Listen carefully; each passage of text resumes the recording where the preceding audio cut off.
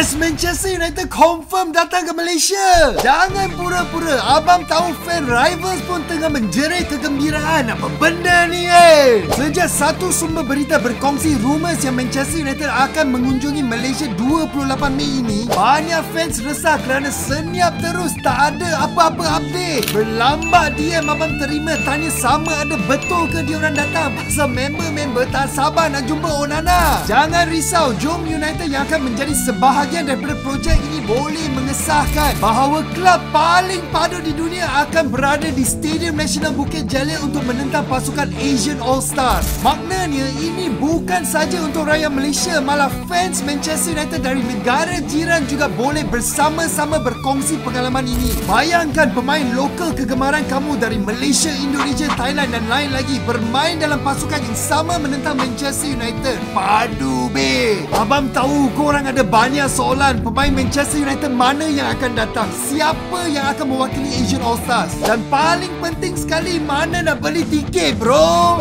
Info-info ini kita akan kongsi secara eksklusif di Jom United. Sementara tu share video ini kau-kau, bagi tahu semua orang Manchester United ke Malaysia jalan.